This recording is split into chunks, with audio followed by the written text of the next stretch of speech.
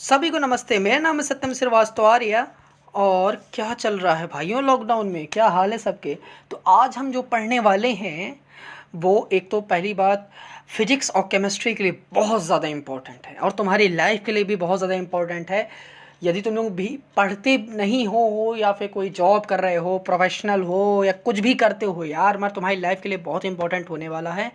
क्योंकि ये सारी स्टडीज़ का बेस है। कोई भी साइंटिफिक स्टडी तुम पढ़ते हो, साइंस को थोड़ा बहुत भी प्यार करते हो तो ये उसका बेस है। ठीक है, एटम हर चीज़ का बेस है। एटम हमारी लाइफ का बेस है। तो चलिए समय ना गवाते हुए सीधा अपनी पढ़ाई पे चलते हैं। गाइस, इस चैनल पे मैं तुम जिस टॉपिक कहोगे मैं उस टॉपिक के ऊपर वीडियो बना के डाल दूंगा। कल मैं हिस्ट्री पे डालूंगा, अभी जियोग्राफी पे भी डालनी है, ठीक है, जॉलजी पे भी डालनी है और मैथ्स पे भी डालना है, हिंदी पे भी, और हिंदी व्याकरण पे भी डाल दूंगा, ठीक है, इंग्लिश ग्रामर पे भी डाल दूंगा। तो इस पे आते हैं। तो ये एटम क्या होता है, मैटर क्या होती है, फिर इलेक्ट्रॉन प्रोटॉन न्यूट्रॉन को समझेंगे। तो मैटर क्या होता है, तो मैटर के बारे में एक 18 सेंचुरी में एक साइंटिस्ट हुए थे बड़े गजब की, जिनका नाम था जॉन डाल्टन। वैसे ही पीटर पार्कर की तरह लग रहे हैं देखने में, स्पाइडरमैन अपना।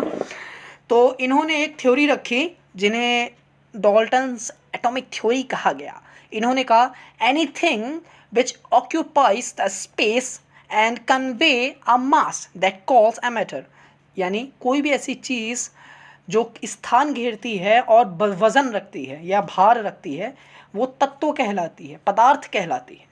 ठीक है, यानी तुम्हारे सामने पड़ा हुआ तुम्हारा मोबाइल, मेरे हाथ में पेन, ये बैग, कुर्सी, मेज, हवा, पानी, धुआं, सब्जी, ये सब कुछ मास रखती है और साथ साथ स्थान घेरती है। सब कुछ मैटर से बना हुआ है, यानी ये मैटर है, पदार्थ है।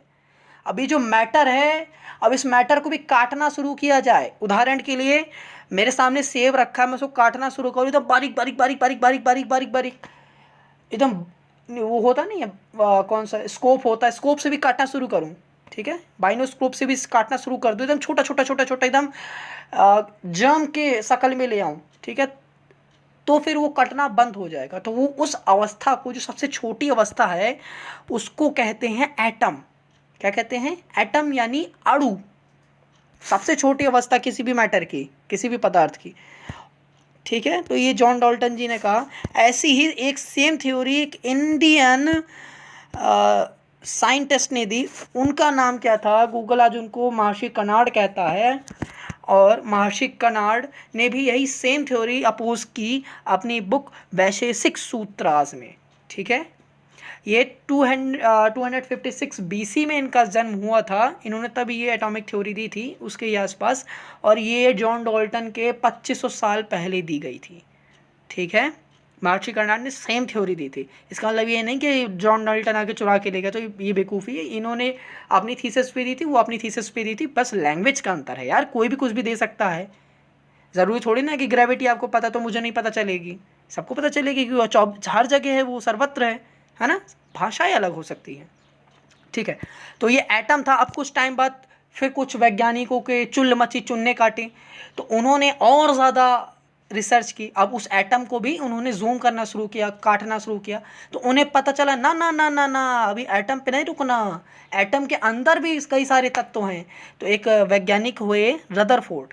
तो रदरफोर्ड ने कहा कि एटम के अंदर न्यूक्लियस है, और उस न्यूक्लियस के अंदर एक तत्व है जिसका नाम क्या है? प्रोटॉन है। ये रेड रेड जो तुम्हें दिख रहा है, ये प्रोटॉन है।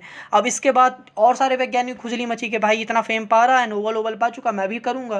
तो इसके बाद जे टॉमसन हुए, उन्होंने बताया हाँ प्रोटॉन तो है नाभिक पे, पर नाभिक के चारों ओर एक और तत्व चक्कर लगाता है जिसका नाम इलेक्ट्रॉन है, और ये माइनस चार्ज वाला है, प्रोटॉन अपना प्लस चार्ज वाला है। अब इसके बाद एक और वैज्ञानिक हुए जिन्होंने न्यूट्रॉन की खोज की। अब न्यूट्रॉन की खोज करने वाले कौन है? जेम्स चैडविक है।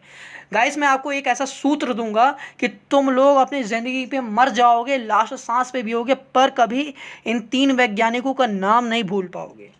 तो ये सूत्र है ईट पर नाच। ई से इलेक्ट्रॉन, ट से टॉमसन, पर पा से प्रोटॉन, रा से रदरफोर्ड, नाच ना से न्यूट्रॉन, चा से जेम्स चैडविक। याद हो गया? बहुत सही। अब इनके फोटो भी भाई देख लो, जल्दी जल्दी देख ली। चलो, तो इलेक्ट्रॉन प्रोटॉन न्यूट्रॉन पे थोड़ा समझते हैं। अभी जो इलेक्ट्रॉन हुआ है ये माइनस चार्ज वाला है, ठीक है। इसका आवेश यानी इसका चार्ज -1.6 इंटू 10⁻⁻19 कूलाम होता है, ठीक है। 9.1 इंटू 10⁻⁻27 इसका मास होता है, ठीक। प्रोटॉन का भी इतना ही चार्ज होता है, इसका होता है +1.6 मल्टीप्लाइड 10⁻⁻19 कूलाम, इसका ये हो गया चार्ज। और इसका जो वेट होता है ये इलेक्ट्रॉन से 1845 टाइम्स ज़्यादा होता है। और न्यूट्रॉन का भी सेम होता है प्रोटॉन के बराबर का, पर न्यूट्रॉन का चार्ज शून्य होता है, ज़ीरो होता है। Neutron acts like a sustainer in the nucleus because the electron charge and the proton charge is same and opposite, ठीक है। तो न्यूट्रॉन एक तरह से विष्णु जी है जो शिव और ब्रह्मा के बीच में बैलेंस कर रहा है। मैं अपनी वीडियो में पहले बता चुका हूँ। यही सेम थ्योरी तुम्हें दूसरे फॉर्म में, अलंकारिक फॉर्म में, पुराणों में मिल जाएगी। तो इस सीधा सीधा मैं वीडियो डाल रहा हूँ, देख लेना एक बार इसको देखने के बाद, ठीक है। लिंक डिस्क्रिप्शन में। तो इलेक्ट्रॉन प्रोटॉन हम समझ गए। अभी जो प्रोटॉन और न्यूट्रॉन जो कि न्यूक्लियस के बीच में होते हैं, सेंटर में होते हैं, इनके जो प्लस दोनों का भार होता है जोड़कर, इन दोनों के भार को ही एटॉमिक मास कहते हैं, ठीक है। और जो इलेक्ट्रॉन की संख्या होती है, अब इलेक्ट्रॉन की संख्या को क्या कहते हैं? इलेक्ट्रॉन की संख्या को कहते हैं एटॉमिक नंबर, यानी परमाणु क्रमांक। समझ में आया? अब कभी भी एटॉमिक मास पूछा जाए तो जितने प्रोटॉन और न्यूट्रॉन होंगे न्यूक्लियस में वो उसका मास हो जाएगा, और जितने इलेक्ट्रॉन होंगे वो उसका एटॉमिक नंबर हो जाएगा। तो इतनी चीज़ें बताऊंगा। इसके बाद भी इलेक्ट्रॉन की बहुत सारी कक्षाएं होती हैं, यानी बहुत सारे सर्कल्स में वो घूमता है, जिसका नाम KLMN होता है। और हर कक्षा में इलेक्ट्रॉन अलग अलग संख्या में होता है। अब इतना नहीं बताऊंगा नहीं तो तुम लोग पगला जाओगे, ठीक है। मैं सब बताऊंगा तुम लोग केमिस्ट्री में। एक इलेक्ट्रॉन दूसरे इलेक्ट्रॉन में कैसे जाता है, एक एटम से दूसरे एटम में इलेक्ट्रॉन कैसे ट्रेवल करता है, रिएक्शंस कैसे होती हैं, चार्ज कैसे कन्वे होते हैं, सब कुछ बताऊंगा। पर धीरज रखो, कमेंट करते रहो, मेरा उत्साह बढ़ाते रहो, तो भाई तुम लोग का कृपा होती रहेगी तुम लोग के ऊपर। बस यहीं कृपा रुकी हुई है। तुम लोग लाइक सब्सक्राइब नहीं करते, लाइक सब्सक्राइब करो और दोस्तों तक पहुँचाओ। तो अब बाबा की वाणी खत्म होती है। जय हिंद, जय भारत, वंदे मातरम।